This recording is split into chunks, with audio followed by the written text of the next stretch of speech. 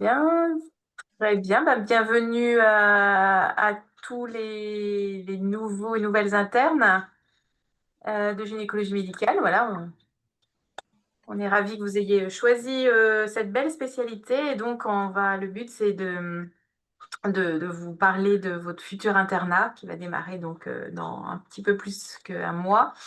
Voilà ce qu'on va pouvoir, vous allez pouvoir faire pendant l'internat, ce que vous allez pouvoir faire après l'internat. Et donc avec Charlotte Sonigo, donc, qui est la secrétaire du Collège national des enseignants de gynécologie médicale. Donc on va un petit peu vous expliquer. Et puis il y aura également a priori d'autres intervenantes qui vont, je ne sais pas si elles sont déjà connectées ou pas, mais qui vont intervenir sur certains points bien spécifiques. Je laisse passer la diapo. Donc, normalement, ça va durer 1 heure et demie. Et puis, bien sûr, il y aura aussi l'association des internes de gynécologie médicale, qu'on remercie d'être présente et qui pourront répondre également à vos questions et ajouter des choses si on a oublié des choses pendant notre présentation. Voilà, donc on va vous parler un petit peu de l'histoire de la spécialité de la gynécologie médicale, le déroulement de l'internat, les enseignements qu'on va vous proposer, quelques mots sur les remplacements que vous pourrez faire, pas tout de suite, mais dans quelques années, à quoi sert le Collège national des enseignants, et puis quelles sont les autres sociétés savantes qui concernent la gynécologie. Donc, l'internat de gynécologie médicale, c'est un internat qui est jeune. Alors, voilà, en fait, la première promo est de 2003. Alors, ça peut vous sembler loin, mais c'est jeune pour une spécialité. Et donc, ça veut dire qu'il n'y a pas encore beaucoup d'universitaires. Euh, donc, bah, si parmi vous, il y en a qui ont envie au cours de leur internat d'enseigner aux nouvelles recrues, aux nouveaux recrues de la gynécologie médicale, faudra pas hésiter à vous manifester pour qu'on puisse vous proposer aussi ce qu'on appelle une carrière universitaire. On y reviendra. Probablement pour le moment, c'est pas trop votre préoccupation, mais c'est quelque chose de passionnant et donc on a besoin de nouveaux universitaires pour pouvoir continuer à former les nouveaux internes. On vous montre aussi la progression du nombre d'internes depuis sa création. Vous voyez qu'au début, c'était vraiment des toutes petites promos au niveau national, 25 étudiants, même 16 en 2004. Et puis là, on arrive à 87. On espérait même dépasser les 100. Bon, finalement, il y a eu les histoires de réforme avec finalement moins d'internes qui se sont présentés au concours. Donc cette année, on n'aura que 70, que entre guillemets 79 postes.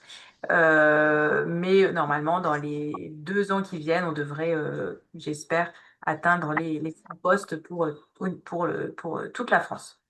Vous voyez que vous avez choisi la gynécologie médicale en étant de mieux en mieux classée, hein, et la gynécologie médicale, elle apparaît comme étant la 13e spécialité choisie selon le rang médian des internes. Donc, bah, c'est plutôt une très bonne nouvelle. Ça veut dire que c'est une spécialité qui monte et qui est appréciée par les futurs médecins. On vous montre un petit peu la répartition des postes. Donc, c'est sûr qu'il y a 18 postes à Paris, hein, qui est un gros centre formateur. À Lille, on a une promo de 7 internes. À Bordeaux et Toulouse, 5. Et puis, dans les autres villes, c'est entre 1 et 3 internes. Et alors, à Saint-Étienne, j'ai appris qu'il y avait a priori une interne cette année. Je crois que ça a été ouvert. Alors, je ne sais pas si là, on a l'interne de Saint-Étienne ou pas, mais en tout cas, ou alors ça sera l'année prochaine, mais voilà, ça va se débloquer. Donc, on aura des internes dans toutes les subdivisions.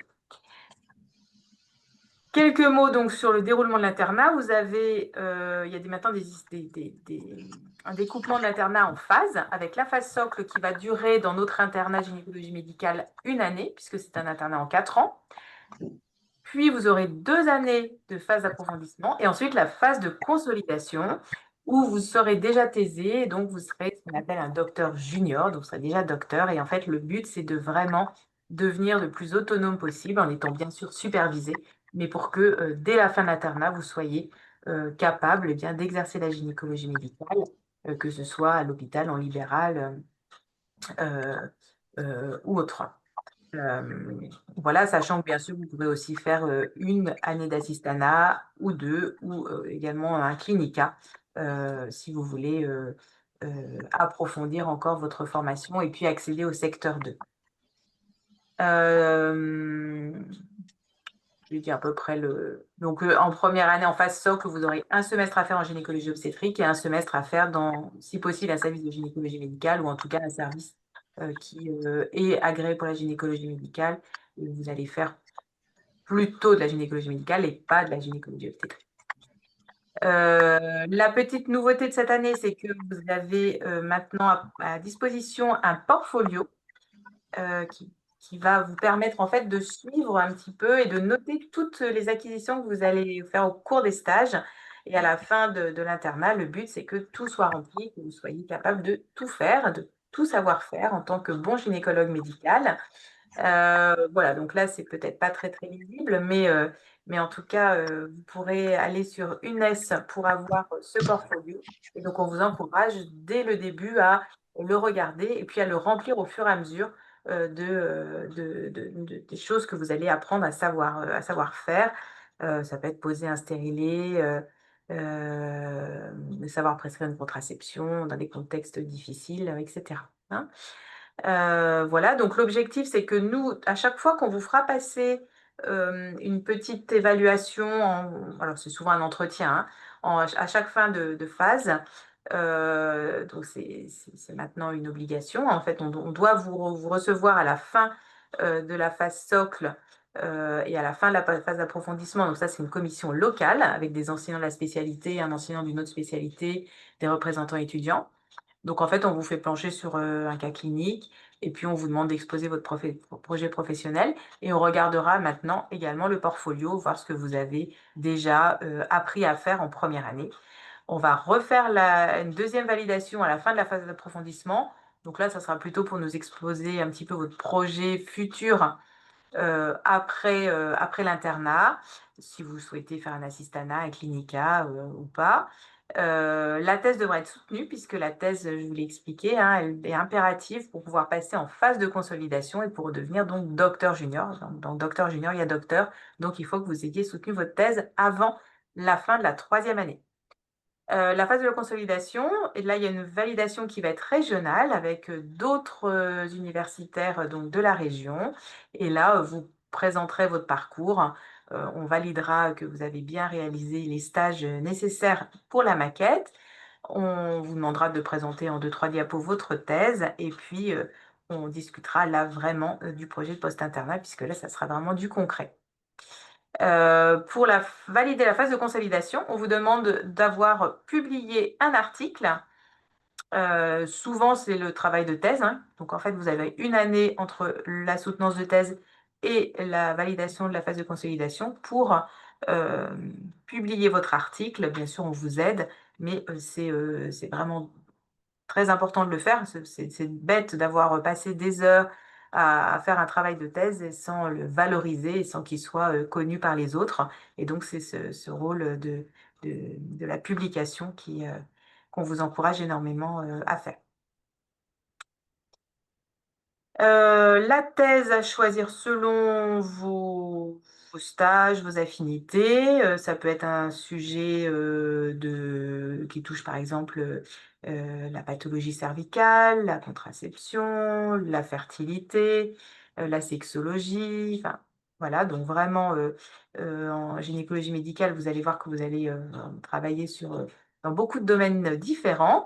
Et donc, bah, c'est à vous de choisir le sujet en collaboration, bien évidemment, avec vos encadrants pour que vous puissiez la soutenir donc à la fin de la troisième année ou éventuellement à la fin de la quatrième année si vous faites une formation spécialisée transversale qui rajoute une année à votre internat.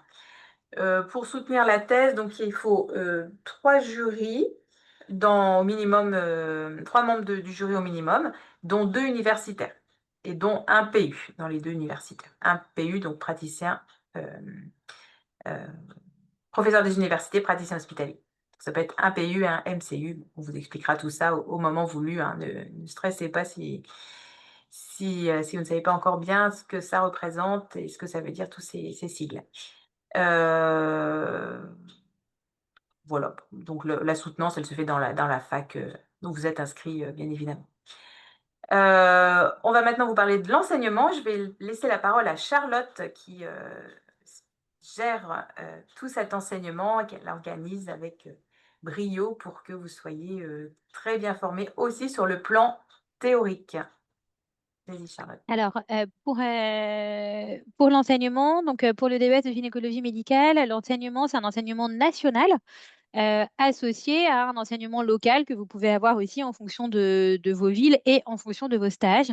Donc, en ce qui concerne l'enseignement national, il est essentiellement dispensé en visio, donc avec un lien qui est le même pour quasiment tous les cours. On fait 3 sessions par an pour les phases socles et pour les phases d'approfondissement. Donc pour vous, les premiers cours auront lieu la journée du 25 novembre. Tous les programmes ont été mis, j'ai mis tous les programmes sur le site internet du CNEGM que je vous montrerai après, qui est un site tout neuf où il y a toutes les informations. Donc je viens de les mettre à jour. Je les mettrai également sur UNES où je vous expliquerai comment vous pouvez avoir accès à tous vos cours. Et puis, ça sera aussi envoyé à l'AIGM et mis à jour sur le site de l'AIGM. Donc, normalement, avec tout ça, vous avez pas mal d'informations. La référence, du coup, pour les programmes de cours, si jamais il y a des changements, etc., ça sera vraiment le site du CNEGM. Parce que voilà, normalement, on mettra des mises à jour partout, mais s'il y a un souci, c'est vraiment sur le site qu'il faut aller. Et puis, vous avez mon mail ici, donc n'hésitez pas à m'envoyer un mail s'il y a un souci sur les cours ou des choses qui vous paraissent pas cohérentes ou s'il y a des problèmes quelque part. Donc voilà, donc pour la phase socle, vous avez donc, plusieurs sessions de cours, une session de 1 jour qu'on va faire en novembre vraiment sur la prise en charge en gynécologie obstétricale pour les gynécologues médicaux, notamment pour que vous soyez à l'aise pour vos gardes, etc. Donc, c'est une journée assez générale sur la prise en charge essentiellement du premier trimestre de la grossesse. Ensuite, il y aura une session de 2 jours sur l'endocrinologie de la reproduction, une session de 2 jours également sur la contraception et la pharmacologie, et puis une dernière journée un peu plus tard dans l'année sur la prise en charge des violences faites aux femmes et notamment la prise en charge des violences aux urgences. On a voulu faire cette session un petit peu plus tard dans l'année parce qu'elle est un peu lourde et un peu difficile et on pense que c'est bien que vous ayez un peu plus de bouteilles pour pouvoir accéder à cette formation tout en l'ayant quand même dès votre première année d'internat parce que malheureusement, vous allez toutes et tous avoir affaire à des patientes, à des femmes victimes de violences. Et puis, on vous le présentera juste après avec Virginie Grottier qui est connectée. On va mettre en place à partir de cette année un séminaire d'annonce pour vous apprendre à mieux prendre en charge les annonces difficiles et ça vous sera présenté juste après. Ensuite, pour les phases d'approfondissement, pour le DES de gynécologie médicale, il y a 6 sessions qui tournent tous les ans. Donc, c'est 3 sessions par an et ça tourne. Donc, les sessions sont faites 1 an sur 2. Donc, avec vos 2 ou 3 ans d'internat, en fonction si vous faites ou pas une FST, bah, vous avez toujours la possibilité d'accéder à ces cours. Donc voilà, dans les cours d'approfondissement, on essaye toujours de proposer une des journées. Donc c'est des sessions de 2 jours là systématiquement. On essaye systématiquement de proposer une des sessions en présentiel et en distanciel. Alors on le propose plus facilement à Paris parce que c'est là où il y a le plus d'internes et c'est aussi le plus facile d'accès même pour les internes de province qui a pour objectif que vous puissiez vous rencontrer et faire une session aussi en présentiel. Donc, cette session-là, cette année, ça sera très probablement la session de contraception difficile et ménopause qui aura lieu le 12 et 13 février 2026. Ensuite, pour la phase de consolidation, c'est des après-midi de cas cliniques et il y aura une après-midi par mois à partir du mois de novembre avec des cas cliniques particuliers et juste la dernière journée, ça sera juste une journée complète, sinon c'est vraiment des après-midi. Voilà, et puis après, pour toutes les phases, il y a une journée scientifique du collège qui a lieu là mercredi prochain, qui a pour objectif que certains internes puissent présenter des travaux réalisés au cours de l'internat, souvent des travaux de thèse, mais ça peut être aussi d'autres travaux. On fait une remise des diplômes et on fait en plus une session thématique sur un sujet important en gynécologie médicale. Et cette année, par exemple, c'est la ménopause. cette journée, elle est accessible en visio ou en présentiel. Et puis, on organise également deux tables rondes. Une table ronde sur le futur de la gynécologie médicale. Donc, les tables rondes, elles ont lieu plutôt en fin de journée.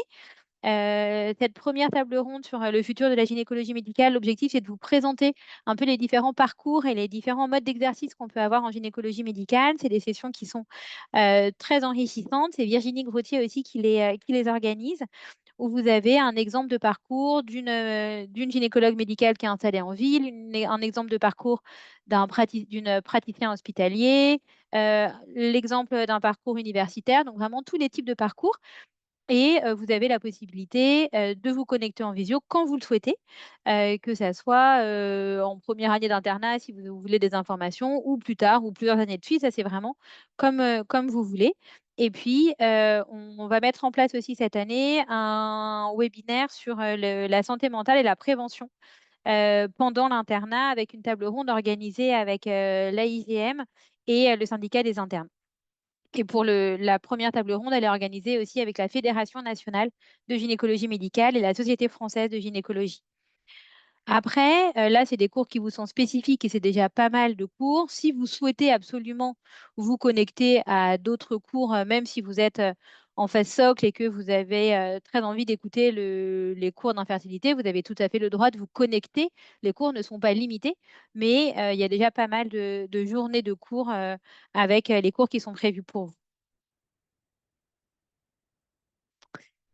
Ensuite, pour la mise à disposition des cours, tous les PDF, hormis les cas cliniques, sont tous disponibles sur UNES. Donc, normalement, vous avez tous un compte UNES sur lequel vous pouvez vous connecter.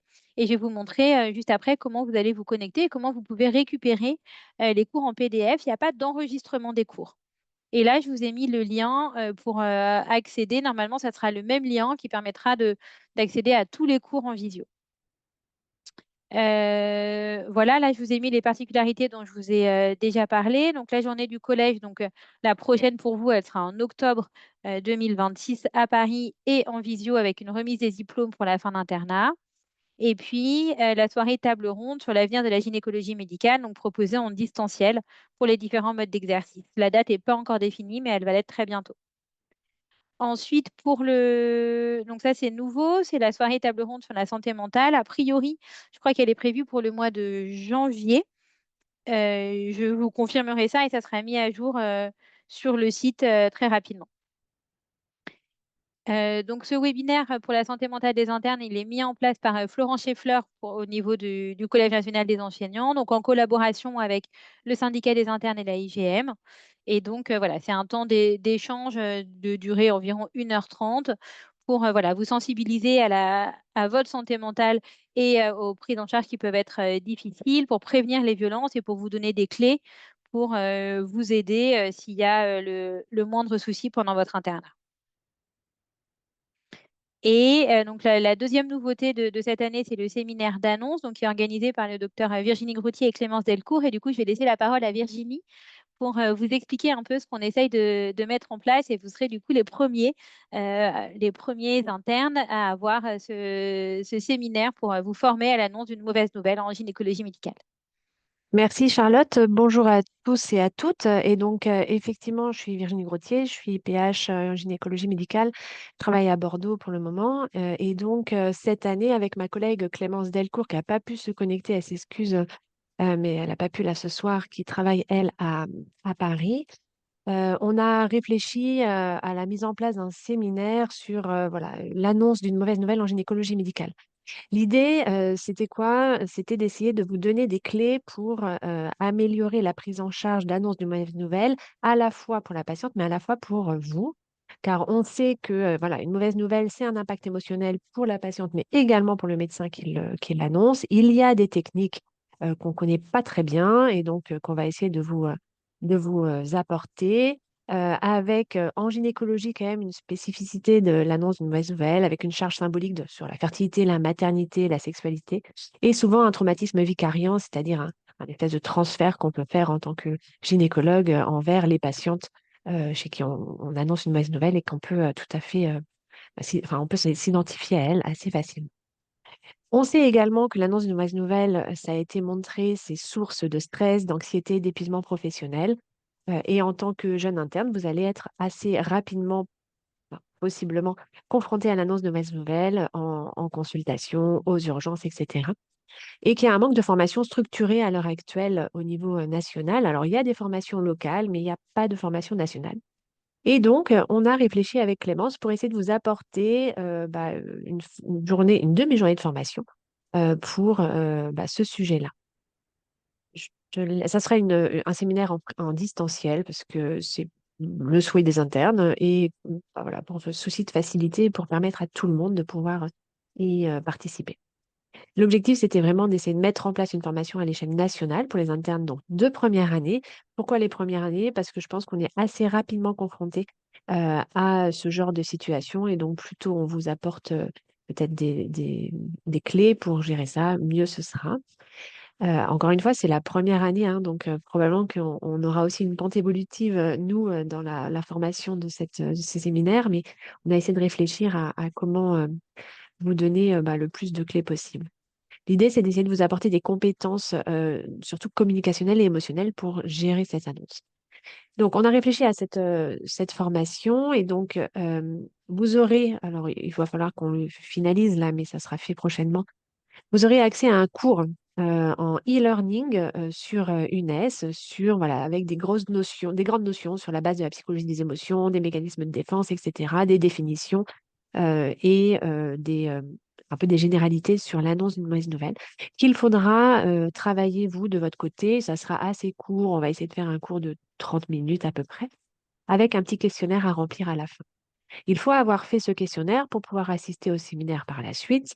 Et le séminaire sera plus tard dans l'année. Et pareil que ce qu'a dit Charlotte tout à l'heure, pour essayer de vous laisser le temps aussi de trouver votre place en tant qu'interne, etc. Mais on voulait quand même que ce soit pendant la première année. Ce séminaire, il va se dérouler sur une après-midi et l'idée, c'est d'essayer de vous faire travailler en petits groupes sur un exemple d'annonce d'une mauvaise nouvelle qu'on aura préalablement filmé. Donc 3 petits films ou 4, on va voir, de quelques minutes et de travailler avec donc un enseignant de GM et une psychologue sur un axe de travail, que ce soit, les émotions de la patiente, l'attitude et les émotions du médecin, l'environnement, le contexte et cetera et essayer de voir, ce qui a été, entre guillemets, «réussi» et les axes d'amélioration de, telle ou telle annonce qu'on aura donc filmée auparavant. Après un petit travail de, je sais pas, une demi heure, 3/4 d'heure en groupe, on fera un débriefing, tous ensemble où on pourra échanger, sur ces différents axes qu'on aura pu travailler par avant. Donc avec une restitution plénière par la suite. Donc ça prendra l'après-midi. L'idée, c'est d'avoir ce séminaire, mais qu'on puisse essayer de garder le bénéfice de ce que vous aurez entendu, appris ou découvert pendant ce séminaire sur le plus long terme. Et donc, on va vous demander l'année d'après, donc pendant toute une année, de remplir un portfolio, c'est-à-dire de rapporter 3 annonces que vous avez ressenties comme difficiles, essayer d'analyser le contexte et d'essayer de voir ce que ce séminaire a pu vous apporter pour améliorer cette situation difficile, à la fois pour vous, à la fois pour la patiente. Et 1 an après ce premier séminaire, il y aura donc un deuxième séminaire, toujours en distanciel, où on pourra discuter, restituer et débriefer des portfolios. Évidemment, c'est sur, le volontariat, le débrief des portfolios, c'est-à-dire si vous voulez pas du tout qu'on aborde, une certaine situation, on ne l'abordera pas en groupe, en débrief général. À l'inverse, si vous voulez à tout prix, discuter d'une situation et bien, vous pourrez le préciser pour qu'on puisse, utiliser ce cas pour, réfléchir ensemble. Je crois que juste après, je vous avais mis un exemple, un exemple type du portfolio. C'est très rapide, hein, ça sera vraiment quelques lignes. Donc ça vous prendra pas beaucoup de temps, mais ça vous permettra aussi, vous, d'avoir, une action un peu réflexive sur, cette, annonce et sur comment est-ce que vous avez pu, qu'est-ce que vous avez pu apporter, qu'est-ce que le séminaire a pu vous apporter, dans, ce déroulement de ce diagnostic difficile. Voilà, donc ça, on vous en reparlera lors du séminaire, mais peut-être un petit peu avant, on va voir. Et on verra. J'espère que ça vous apportera des clés quand même pour améliorer cette gestion de stress de certaines annonces. Et puis, on verra s'il y a des choses à modifier pour les années suivantes par la suite, évidemment. Merci beaucoup. Merci Virginie. Donc, on espère que ça vous plaira. En tout cas, c'est quelque chose qui nous tient à cœur et on voit que c'est quelque chose de difficile, hein, les annonces des mauvaises nouvelles. Et du coup, voilà, l'objectif, c'est vraiment voilà, de trouver des clés ensemble pour mieux avancer. Alors ensuite, pour les enseignements, donc, ce que je vous ai dit, c'est que tous les PDF, du coup, sont disponibles sur le site UNES. Donc, normalement, vous devez tous avoir un compte UNES. Si vous n'en avez pas, il faut vous connecter avec vos facs pour avoir accès à votre compte UNES. Tous les cours qui sont sur les comptes UNES sont ouverts à tout le monde. Donc, il ne faut pas obligatoirement être gynécologue médical. Et d'ailleurs, vous aussi, pour la majorité des cours, vous pouvez avoir accès aux cours d'autres spécialités si vous le souhaitez. Pour la gynécologie médicale, on a rangé le UNES de deux manières différentes. Donc, vous pouvez avoir accès aux cours de deux manières différentes. Le premier moyen, c'est d'avoir accès dans la bibliothèque de cours. Donc, vous allez sur le site UNES. Je ne vais pas vous faire de démonstration, mais je vous ai mis des copies d'écran. Vous allez sur le site UNES et vous allez d'abord dans les bibliothèques de cours. Dans la bibliothèque de cours, vous choisissez gynécologie médicale. Et quand vous choisissez gynécologie médicale, là, les cours sont classés par thématique. Donc, on a mis 6 grandes thématiques: endocrinologie de la reproduction, pelvis, suivi gynéco, éthique, pathologie mammaire et thérapeutique. Et si vous cliquez sur endocrinologie de la reproduction, vous ouvrez ici, par exemple, là, il y a des sous-classes. Et si vous cliquez, par exemple, ici sur le cycle menstruel, vous avez tous les cours où on parle du cycle menstruel. Pour chacun des cours, vous avez ici le titre du cours. Donc, par exemple, cycle ovarien et folliculogénèse, et c'est un cours qui a été dispensé en phase socle. Physiologie de la puberté et ses anomalies, c'est un cours qui a aussi été dispensé en phase socle. Et ensuite, quand vous ouvrez ici, vous avez les cours que vous retrouvez ici. Et quand vous cliquez dessus, vous pouvez directement les télécharger.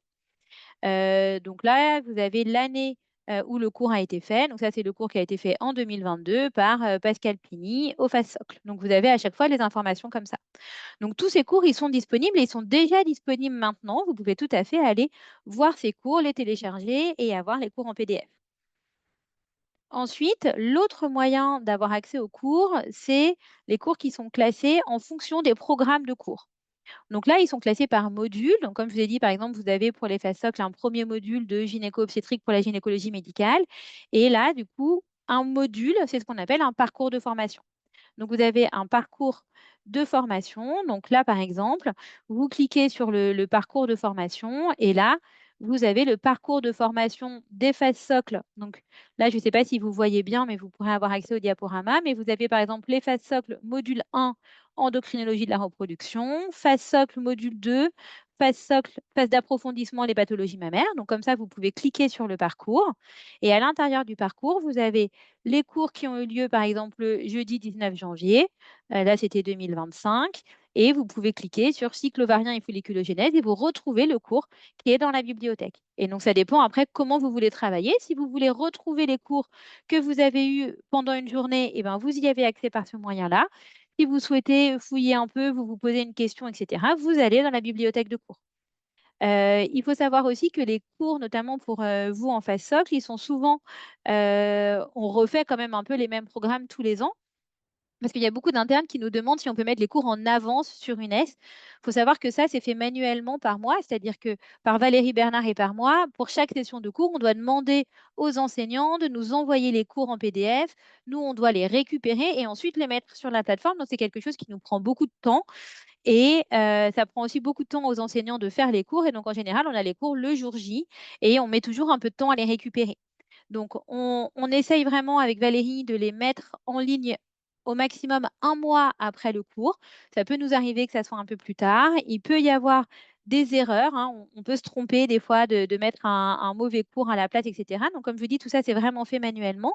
Donc, n'hésitez pas à nous envoyer un mail si vous voyez qu'il y a un souci en disant, ah bah attendez, regardez, dans le cours cycle ovarien, vous vous êtes trompé, c'est pas le bon cours. N'hésitez pas à nous le dire et on est là vraiment pour modifier et mettre à jour.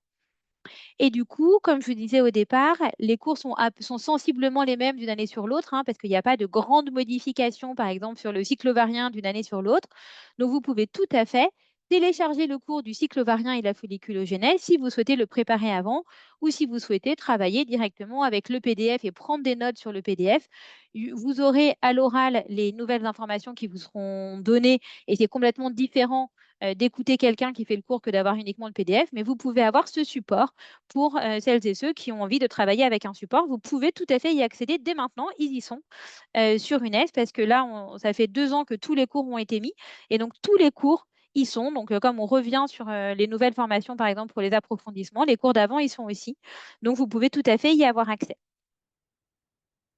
Les informations sur les cours, comme je vous l'ai dit, seront mis en ligne sur le site de la IGM. On va aussi les envoyer au coordinateur suite à l'Assemblée générale du Collège des enseignants de gynécomède qu'on aura demain. Ils seront mis sur UNES et puis tout est en ligne maintenant également sur le site du CNEGM.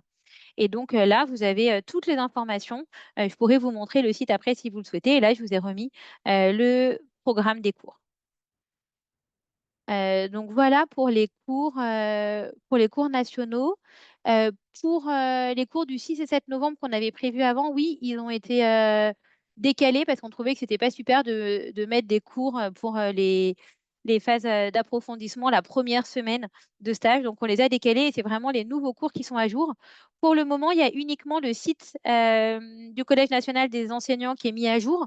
Parce que ça me prend beaucoup de temps aussi de tout mettre à jour. Donc, je mettrai une à jour très prochainement. Mais pour le moment, le site euh, du Collège national des enseignants est mis à jour. Et j'imagine que du coup, le site de la IGM sera mis à jour aussi bientôt. Et UNES aussi également. Donc, vous aurez les informations normalement mises à jour sur tout.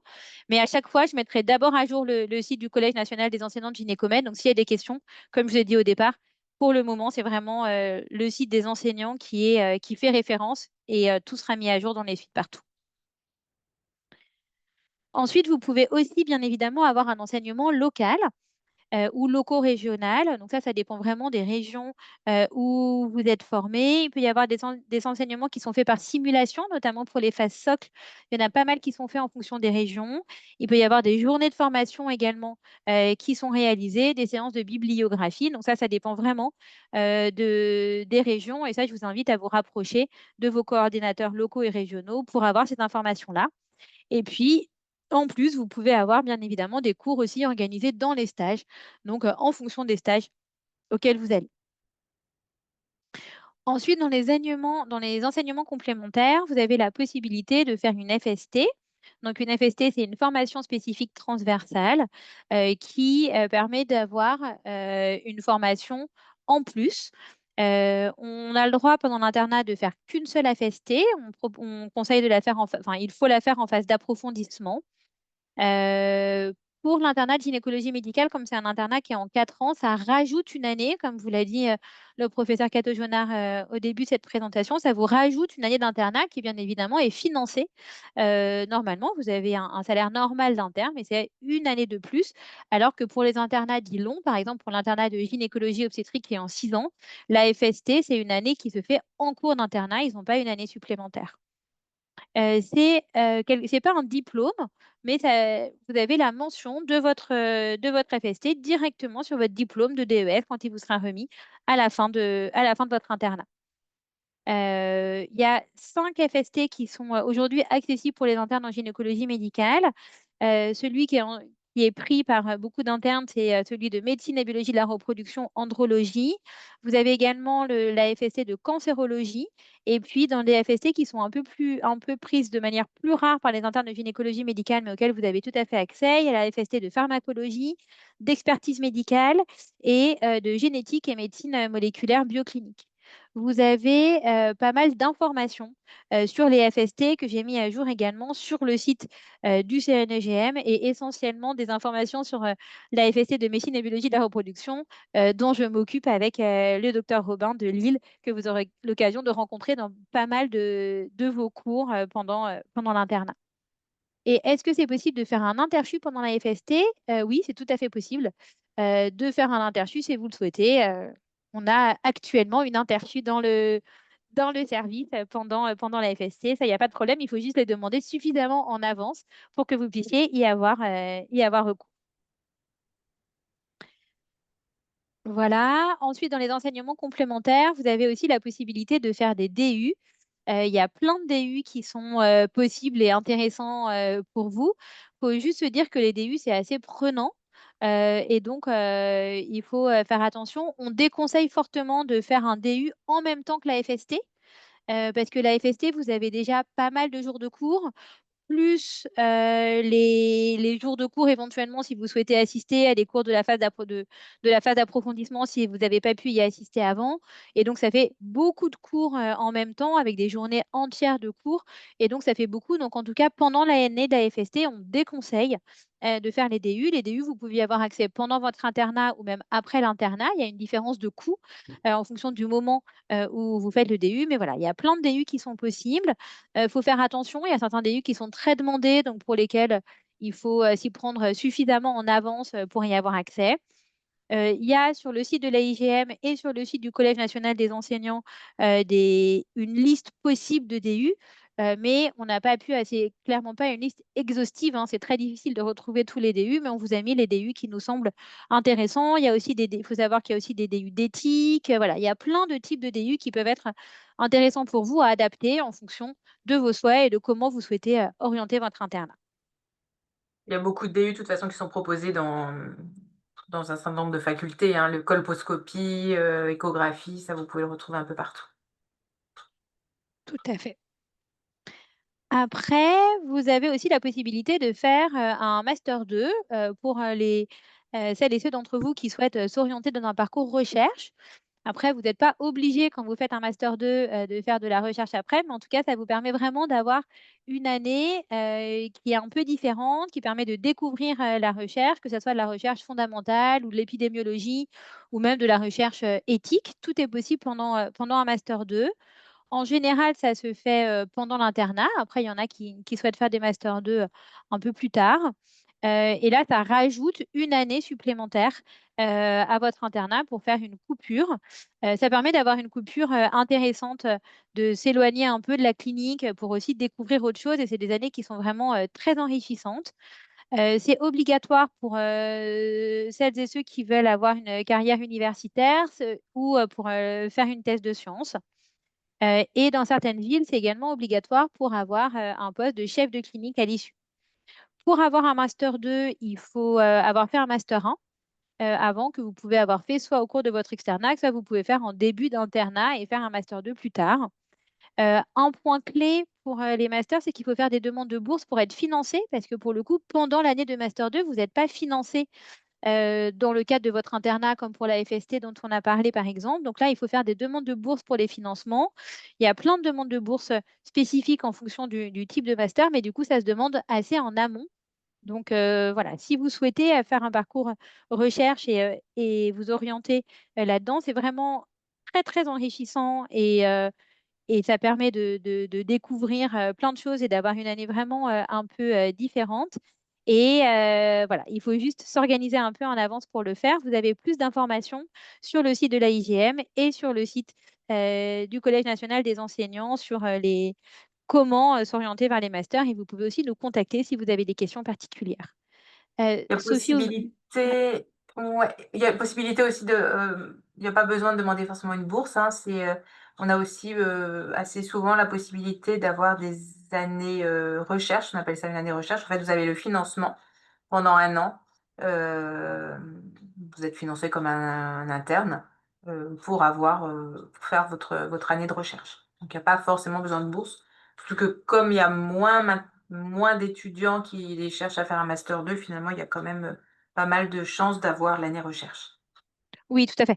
Après, pour l'année recherche, il faut faire une demande aussi en amont. C'est un Oui, oui, bien dossier à sûr. faire en Oui, amont. oui, C'est pas vraiment une bourse, c'est une année qui est. voilà. Mais il faut quand même faire le dossier en amont. Après, dans certaines situations plus rares, il y a aussi la possibilité de faire un master 2 et de faire, par exemple, des remplacements dont on vous parlera après pour financer. Mais c'est un peu moins propice parce que du coup, vous êtes moins centré sur la recherche et sur un an. C'est un peu dommage, mais c'est d'autres possibilités. Donc justement, pour les remplacements, Sophie, je te relaisse la main. Oui. Donc, les remplacements. Vous pouvez remplacer des gynécologues médicaux. Donc, ça veut dire que vous allez pouvoir exercer en ville dans un cabinet d'un gynécologue. Alors, il y a différents prérequis qui sont encore en train d'être mis à jour parce qu'ils sont plus adaptés.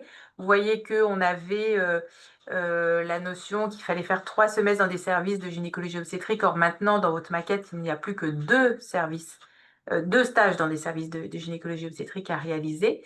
Donc bon, voilà, il faut savoir qu'il y a des petites discordances entre un texte, l'arrêté, et puis le code de santé publique où finalement il n'y a pas forcément besoin de faire ces 3 semestres. Donc en fait, ce qu'il faut, c'est vraiment, au moment voulu, vous rapprocher de votre conseil départemental de l'ordre des médecins, et c'est eux qui vous donneront ou pas la licence de remplacement. Bon, il faut savoir qu'ils sont quand même assez arrangeants, parce que forcément, il y a beaucoup de femmes qui cherchent des gynécologues, et donc ils sont en général quand même plutôt assez souples. Mais c'est sûr qu'il y a quand même... de toute façon, vous ne pouvez pas le faire avant au moins 2 ans d'internat, hein, demander cette licence de remplacement, puisqu'il faut au moins 4 semestres réalisés. Et, et, et donc, voilà. Donc, en fait, on vous invitera à vous rapprocher de votre conseil départemental pour faire ces remplacements si vous en avez besoin. Sachez qu'on va aussi vous offrir dans un certain nombre de villes la possibilité de faire un stage chez un gynécologue libéral. Et donc, en fait, c'est pour vous montrer l'exercice libéral vraiment et que vous soyez en plein dedans pour pouvoir aussi échanger, avoir des infos, bah, comment tenir un cabinet, comment en pratique, comment ça se passe. Et donc, voilà, vous aurez une soirée qui vous expliquera un petit peu les différents modes d'exercice, mais le vivre pendant 6 mois avec un ou plusieurs médecins installés, c'est aussi extrêmement profitable et ça peut aussi vous aider à vous décider pour votre exercice futur. Voilà, au revoir Virginie, merci de t'être connectée. Alors, Au quelques revoir. mots sur le Collège national des enseignants de gynécologie médicale. Donc, c'est vrai qu'au départ, oui, je suis désolée, on ne s'était pas bien présenté avec Charlotte, excusez-moi. Donc, moi, je suis le professeur Sophie Cato-Jonard, je suis professeure de gynécologie médicale à Lille et je suis donc la présidente du Collège des enseignants. Donc, le Collège des enseignants, eh bien, il regroupe, comme son nom l'indique, les enseignants sur le plan national de gynécologie médicale, donc c'est essentiellement des gynécologues médicaux, mais on a aussi quelques endocrinologues, par exemple, qui participent aussi à l'enseignement national. Donc ce collège, il rassemble également tous les coordonnateurs du DES. Donc les coordonnateurs, il n'y a pas que des gynécologues médicaux parce que comme la spécialité est encore jeune, on n'a pas encore suffisamment de gynécologues médicaux dans toutes les villes. Mais donc votre coordonnateur est peut-être un gynécologue obstétricien, par exemple, ou un endocrinologue, hein, c'est possible, ou un biologiste d'ailleurs de la reproduction. Et donc, la mission de ce collège, eh bien, c'est d'organiser l'enseignement et de développer la gynécologie médicale. Et donc, c'est pour ça que aujourd'hui, c'est nous qui avons eh bien, le privilège de vous accueillir pour vous expliquer un petit peu comment va se passer votre internat.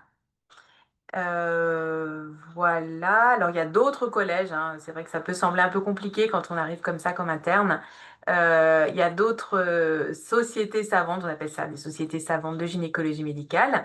Euh, mais il faut savoir qu'on travaille vraiment ensemble et qu'on a même créé une société nationale de gynécologie médicale qui justement regroupe toutes ces différentes sociétés savantes pour que on puisse vraiment représenter la gynécologie médicale au niveau national et même au niveau international. Alors, vous avez par région, et on vous invite vraiment à adhérer à ces collèges, donc des collèges de gynécologie médicale qui sont dans les grandes villes et qui organisent elles-mêmes des formations. Et puis, ça vous permet aussi d'avoir des échanges, de savoir s'il y a des besoins en remplacement, par exemple. Donc, tout ça, ça vous permet vraiment de bien vous intégrer en tant que gynécologue médical dans votre région. Il y a souvent des soirées de formation, des journées aussi. Et vraiment pour les internes, c'est quasiment gratuit. Enfin, c'est une toute petite adhésion. Mais voilà, c'est aussi un autre moyen de vous former à la gynécologie médicale et peut-être en voyant encore plus le côté libéral. Et donc, c'est vraiment aussi très intéressant pour vous. Voilà. Donc, ça, on l'a dit, hein, site internet accessible en ligne. Voilà. Ben, maintenant, je vais laisser la parole aux internes, à l'association des internes, qui organise donc la soirée avec nous. Ça marche, merci beaucoup. Je vous propose qu'on fasse les questions à la fin parce que je pense qu'il y a pas mal de données complémentaires qui seront données par la IGM. Et après, si vous avez des questions, on pourra y répondre, soit du point de vue du Collège des enseignants, soit de la IGM. Ça vous va, Claire? Ça te va aussi? Qu'on Oui, fasse les parfait. questions à la fin? Ouais. Parfait. Ok, est-ce que vous voyez mon écran? Oui, tout à fait. Ok, alors c'est parti. Je vais essayer de pas faire trop long comme ça fait déjà beaucoup d'informations et qu'on vous bombarde depuis tout à l'heure. Donc globalement, voilà, bienvenue en gynécologie médicale. Vous allez pouvoir vous diversifier sur tellement de champs différents. La gynécologie médicale, on ne sait plus où donner de la tête. Moi, j'en suis à mon 8e semestre du coup. C'est vrai que je me suis pas présentée. Je suis Claire Gouillat, une interne en gynécomède et vice-présidente de l'association. Et bon, voilà, comme je le disais, au bout de mon 8e semestre, franchement, j'en arrive toujours pas à bout tellement on peut se diversifier plutôt côté endocrino, PMA, onco, suivi. Enfin, vraiment, c'est extrêmement divers et varié.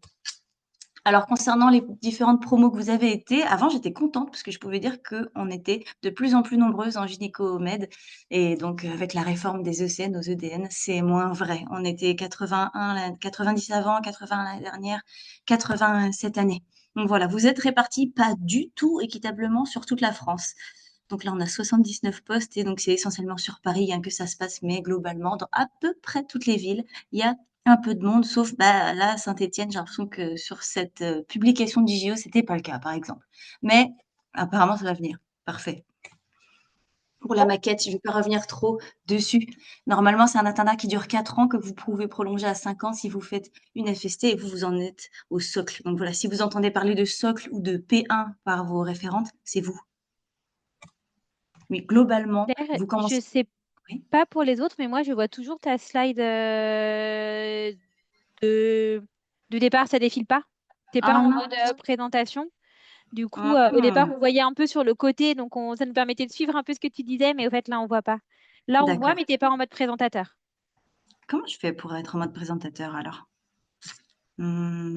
Option avancée, un participant à la fois peut partager.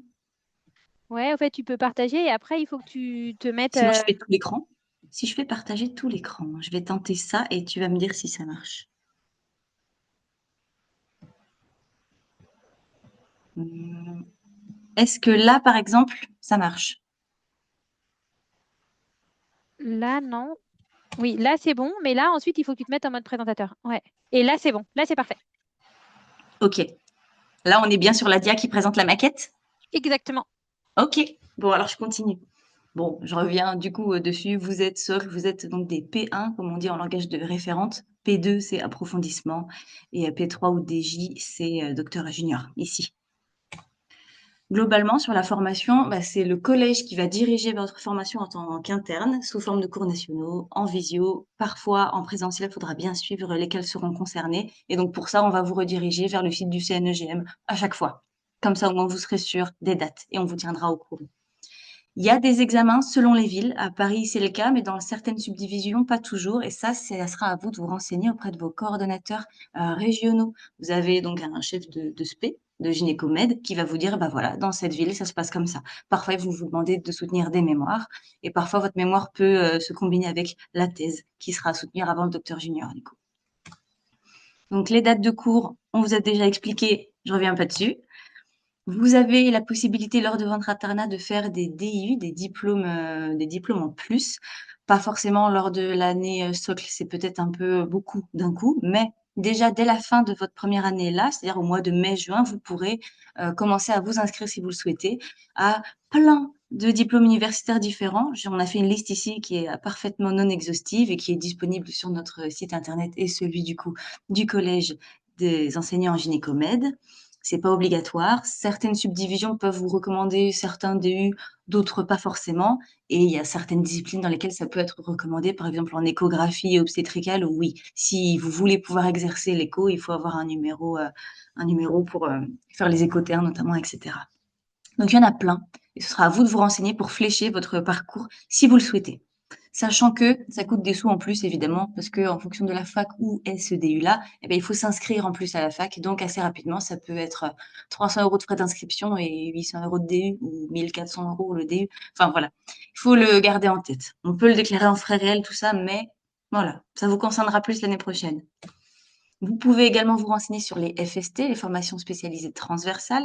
Moi, j'en ai listé 4 ici, parce que j'avais pas en tête qu'il y avait éventuellement celle de génétique qu'on pouvait faire, mais globalement, tout est possible si vous vous renseignez et que vous en donnez les moyens.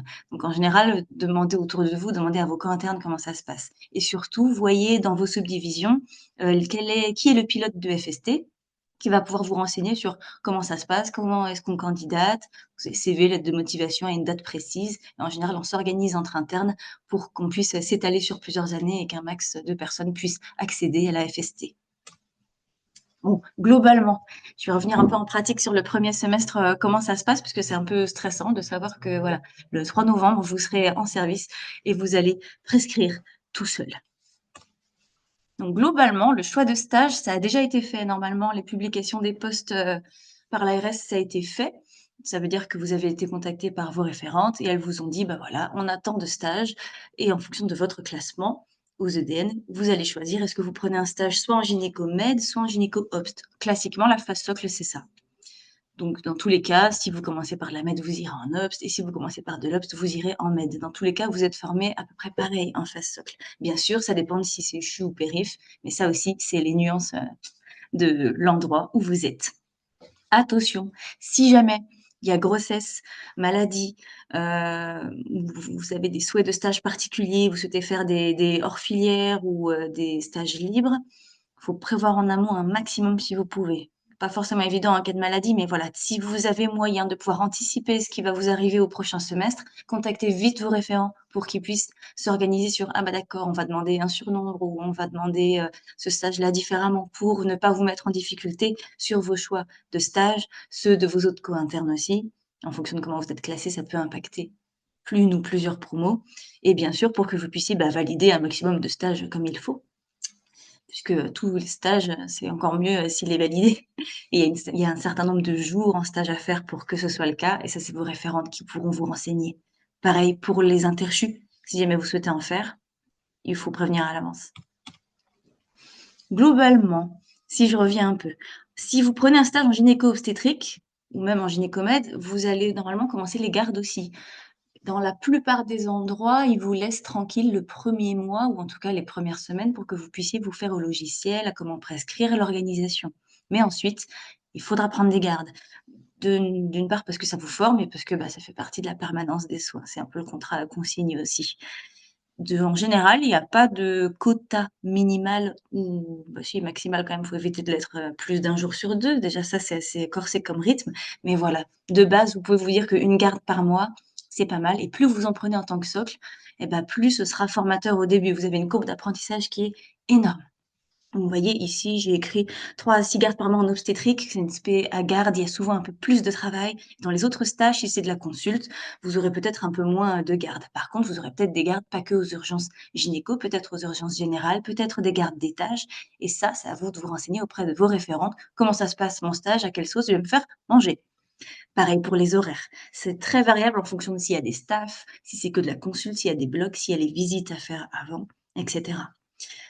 Pour la répartition des gardes, normalement, guettez vos invitations, soit Messenger, soit WhatsApp, parce que les docteurs juniors qui organisent les plannings des stages ou même les chefs ont dû commencer à vous ajouter ou à s'approcher de vous pour savoir comment on fait pour l'organisation, qui va être de garde. Et pour les choix de garde, souvent, ça peut se faire soit une répartition via une application, soit à la créer, c'est-à-dire qu'on est tous dans une salle le premier jour de stage et puis c'est qui veut la garde, qui lève la main et qui la prend. Donc, il ne faudra pas hésiter à donner de la voix pour pas vous laisser manger. C'est bien que vous preniez un maximum de garde, OK. c'est bien quand même si vous prenez pas que des samedis ou des dimanches, parce qu'il s'agit de faire en sorte que ce soit équitable entre tout le monde. C'est pas parce que vous êtes socle que vous devez faire tous les week-ends ou que vous devez faire et Noël et Nouvel An. Il faut que ce soit équilibré. Parfois, vous pouvez être sujet à des astreintes aussi, donc ça pareil, ce sera lors de la répartition du planning avec votre groupe de co-internes. Donc rassurez-vous, vous ne serez pas seul dans cette histoire-là, vous serez souvent plusieurs socles en même temps, ou alors en tout cas avec des phases d'appro ou docteur junior qui pourront vous dire comment ça se passe.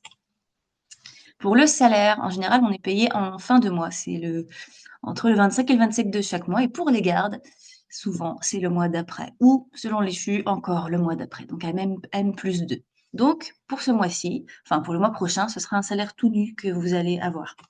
La grille est ici, c'est des sources de 2023 que j'ai prises de l'ISNI. Je ne sais pas si ça a été revalorisé depuis, je pense pas.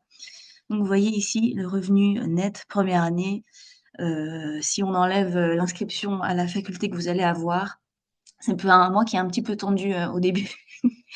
Et pour les gardes, celles-ci, elles ont été revalorisées il n'y a pas si longtemps que ça, mais vous voyez ici, on a le montant net de la garde ici, avec la majoration, vous voyez, c'est pas trop mal.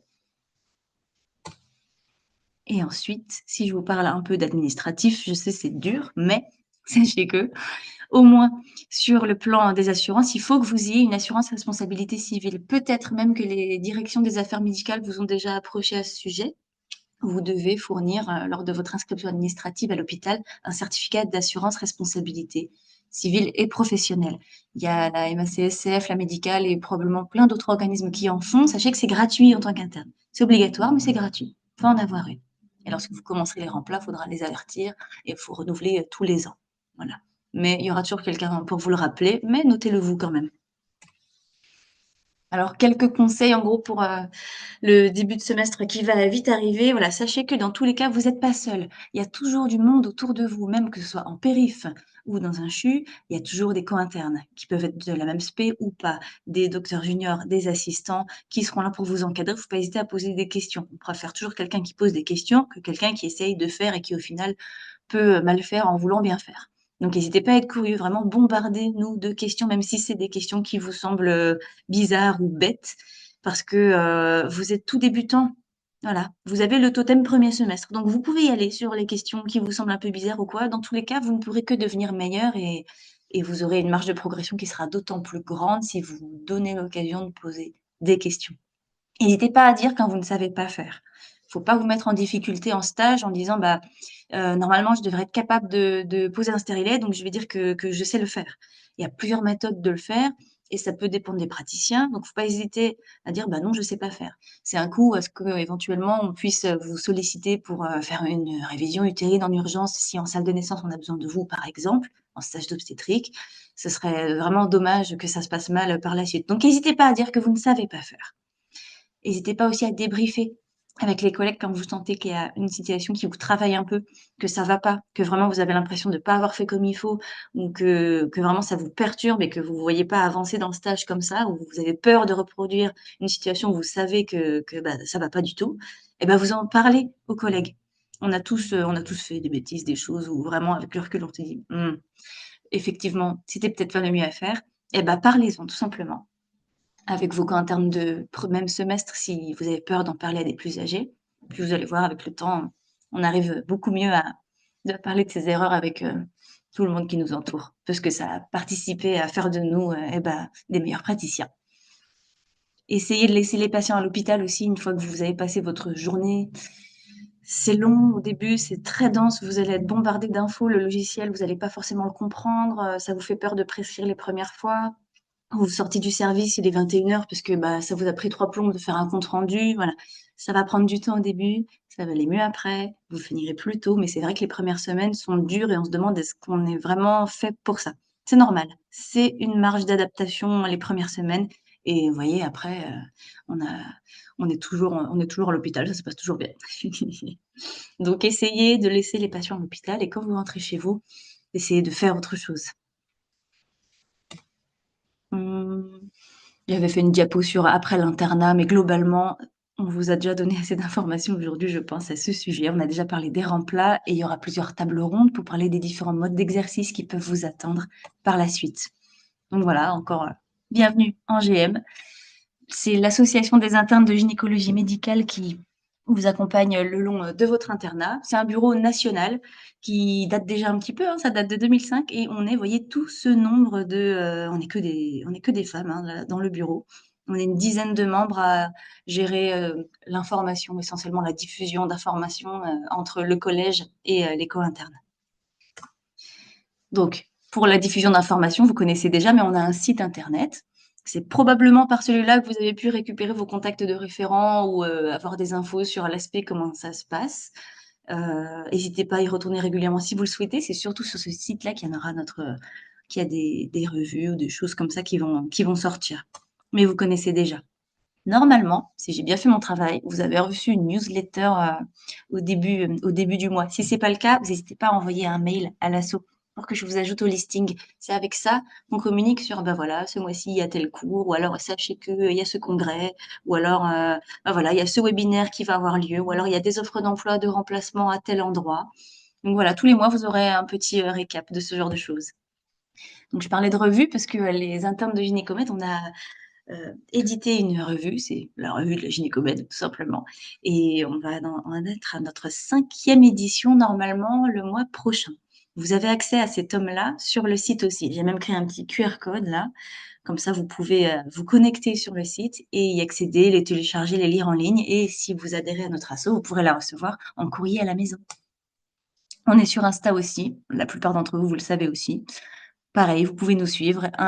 C'est un peu comme la newsletter. On essaye de mettre quel congrès, à quel endroit, quel webinaire, ce genre de choses-là.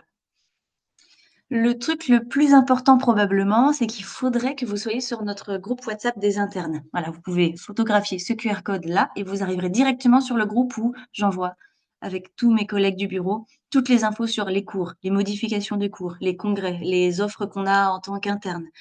Ça bombarde un peu d'infos, mais au moins vous êtes sûr de ne pas rater si jamais il y a quelque chose d'important, une modification, un lien, un horaire, etc. Et surtout, si vous avez des questions, vous pouvez les poser à tout le monde. Donc nos réseaux, c'est tout ça. Notre adresse mail ici, on a un site, on a une page Facebook aussi, mais c'est surtout pour les plus vieux, pour les offres d'emploi, j'ai quand même l'impression. On a le groupe WhatsApp et on a la IGM. Enfin, notre page Insta, pardon. On a plusieurs projets, vous en serez informés sur l'année, continuez à publier la revue, nous dégoter des partenariats intéressants, continuez à développer les infos sur les réseaux. On sera présent à certains congrès comme Paris Santé Femmes aussi. On vous informera quand il y aura des webinaires créés en association avec d'autres spécialités, ou en tout cas, on diffuse un maximum de webinaires qui concernent la gynécologie. Si vous voulez nous rejoindre, enfin, si vous voulez en tout cas nous aider, c'est vous aider aussi en adhérant à l'association. C'est un peu particulier l'association de Gynécomed, c'est que de base, on représente tous les internes de Gynécomed. Donc, que vous ayez adhéré ou pas à l'association, vous avez accès aux cours, aux fiches billes, tout. Vous avez accès à toutes les ressources qui sont créées par le collège des enseignants, tout simplement, c'est normal. Mais en plus de ça, nous, on garde un annuaire et on essaye de faire en sorte d'avoir tous vos contacts pour créer un réseau de gynéco-med. Et en plus de ça, si vous voulez nous soutenir et nous aider pour la publication de la revue notamment ou l'entretien du site, eh ben, vous pouvez adhérer à l'association si vous le voulez. C'est 30 € la première année, puis après c'est 10 € par an pour qu'on puisse continuer à publier une super revue et que vous puissiez y avoir accès en ligne, y compris livré à domicile. Donc si vous êtes volontaire, eh bien vous pouvez. C'est toujours chouette, ça nous aide bien. Si vous le faites, il y a un tampon à la clé avec votre RPPS pour que vous puissiez tamponner vos plus belles ordonnances. En général, c'est à l'occasion de la journée scientifique du collège qu'on vous les remet. Donc il est demain pour cette année. Et puis on verra l'année prochaine à quelle date il sera. Si vous voulez rejoindre l'association, eh ben, on reviendra vers vous plusieurs fois dans l'année à ce sujet. Et voilà. Ah, quand même, si jamais vous voulez potasser un peu de gynéco-med en attendant le début du stage, donc il y a le collège de gynéco ici. En pratique, ceux qui m'ont le plus servi pendant l'internat, c'est le petit livre rouge là. Protocole en gynéco-obstétrique pour les urgences gynéco, c'est pas mal. Pas vraiment un peu med, mais surtout obstétrique, c'est vraiment bien. Et celui-ci en bleu là, endocrinologie, en gynécologie obstétrique, vraiment il aide beaucoup. Surtout, il reprend beaucoup des cours de phase socle, parce qu'en fait, ce sont les mêmes enseignants qui vont vous parler pendant l'année. Et les autres sont plus pour la consulte. Et si vous avez des questions, vous pouvez y aller. Merci beaucoup Claire. Merci. Il y a une question où il demande si tu pouvais remettre la diapo sur les remplacements. Oui, d'accord. Ah. C'est vrai que j'en ai pas plus parlé parce que comme vous-même, vous en avez On parlé en avait ici. parlé aussi, ouais. Oui. Ouais, voilà. En fait, en pratique, il faut avoir fait 4 semestres. Ouais, révolu, c'est ça. Voilà. Donc pour l'instant, ça ne vous concerne pas du tout, hein, c'est trop tôt, c'est normal. Ouais.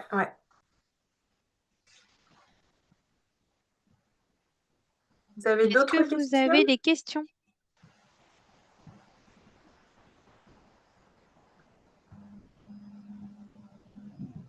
Ou est-ce qu'on a été parfaitement clair sur tout? Pour les internes parisiennes qui sont connectées, on avait oublié de vous parler hier du portfolio. Donc, il faudra bien l'imprimer pour pouvoir en discuter à vos validations de phase comme on l'a présenté ici aujourd'hui.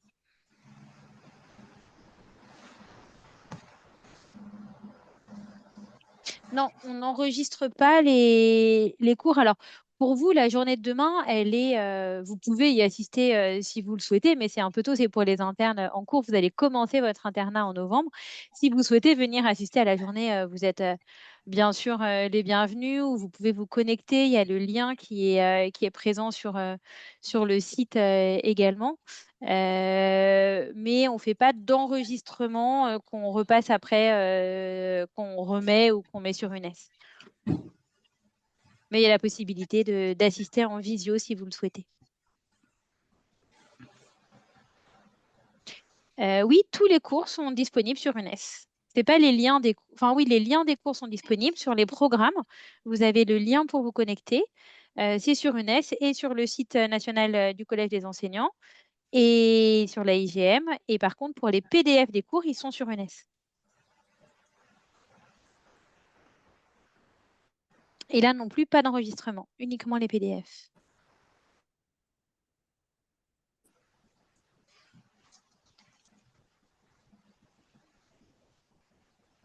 Est-ce que vous avez d'autres questions?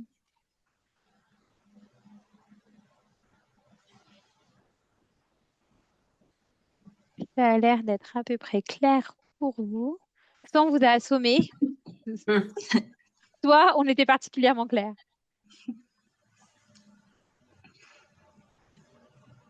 Ouais, on a tenu un peu plus d'1 heure. Ok. Bon, bah, écoutez, parfait. De toute façon, on reste disponible, hein, n'hésitez pas. Oui, c'est ça. Vous avez nos liens, vous avez nos mails. Voilà, n'hésitez pas à nous contacter si besoin, que ce soit à la IGM ou au CNEGM. Et puis, on travaille beaucoup ensemble parce qu'on a tous les mêmes objectifs. Voilà, c'est que vous soyez au mieux dans votre internat, de vous accompagner, soit du point de vue des enseignants, soit du point de vue des internes. Donc, n'hésitez pas si vous avez les moindres questions. Eh bien, parfait. Bonne soirée et Bonne puis bon début soirée. de semestre bientôt. Bon début d'internat à tout le monde. Au revoir. Au revoir. Bah, Au merci revoir. Charlotte et puis à demain. Merci Claire. À Merci à demain. toi. Merci À beaucoup. demain. Bonne soirée. Bonne soirée.